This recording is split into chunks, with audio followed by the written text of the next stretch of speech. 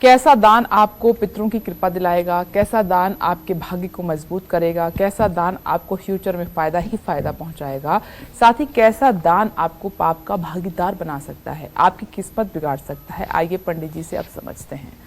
पंडित जी बताइए। सबसे बड़ा दान अन्न का दान है। अन्नाद भवंत पर्जन्यः पर्जन्यः दन्न संभव। ये संपूर्ण सृष्टि अन्न के द्वारा संचालित है। अन्न ही तेज, बल और सुख है, इसलिए अन्नदाता प्राणदाता है। किसी भी जरूरतमंद को अन्नदान करने से माना जाता है कि आपके जीवन में कभी अन्न की कमी नहीं होगी।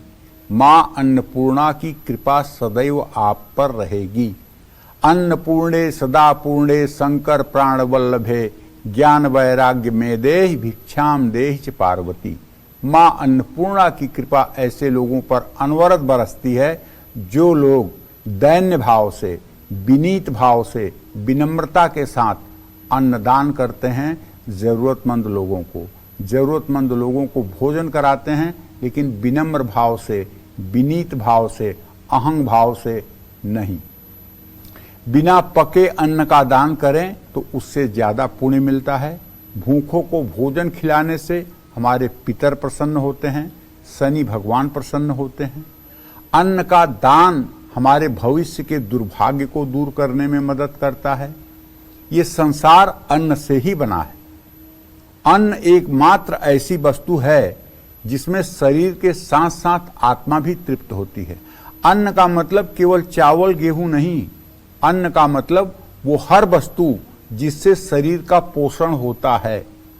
रामचरितमानस में चर्चा आती है, भानु प्रताप की कथा में, विप्रवृंद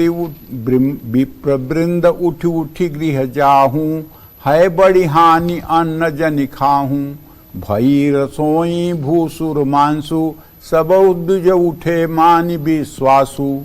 तो मतलब कि वहां भविष्यवाणी होती है कि हे ब्राह्मणों, उठ करके इस पंक्ति से चले जाओ, इस अन्न को मत खाना, क्योंकि इसमें जो है विविध मृगन कर आमिष राधा, तामह विप्रमांस खलु साधा।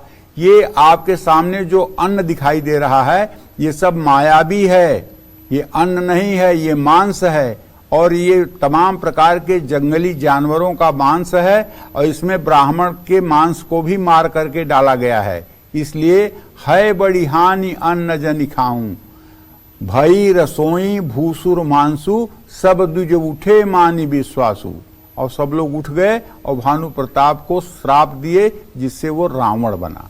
तो कहने का मतलब ये है, अन्न का शाब्दिक अर्थ जो है वो केवल चावल, दाल, गेहूं, चना से, मटर से नहीं संबंधित है। अन्न उस हर वस्तु को आप संज्ञा दे सकते हैं जो आपके शरीर में जाकर के रक्त का निर्माण करता है, जिससे आपकी आजीविका, जिससे आपका जीवन चलता है। वो हर वस्तु अन्न के ही श्रेणी में आता है। उसे अगर आप अन्न कहेंगे तो अन्यथा नहीं होगा। ऐसे में अगर कुछ दान करना ही है तो अन्न का दान जरूर करें, क्योंकि अन्न अमृत बन करके मुक्ति देता है। 7 धातुएं अन्न से ही पैदा होती हैं। इंद्र आदि देवता भी अन्न की ही उपासना करते हैं। वेदों में अन्न को ब्रह्मा कहा गया है। सुख की कामना के लिए ऋषियों ने सबसे पहले अन्न ही दान किया था। जो व्यक्ति विधि विधान से अन्न दान करता है उसे पुण्य की प्राप्ति होती है।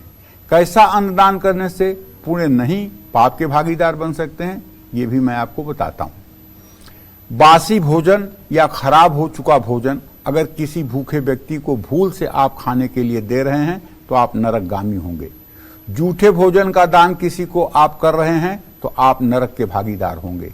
कीड़ा लगा हुआ अनाज या खराब क्वालिटी का अनाज या सड़ा हुआ अनाज अगर आप किसी को दान दे रहे हैं जो आपके उपयोग में नहीं आएगा, अगर उसका आप दान कर रहे हैं तो भी आप नरक के भागीदार होंगे। आपको रौरव नरक प्राप्त होगा। जय मां विंध्यवासिनी।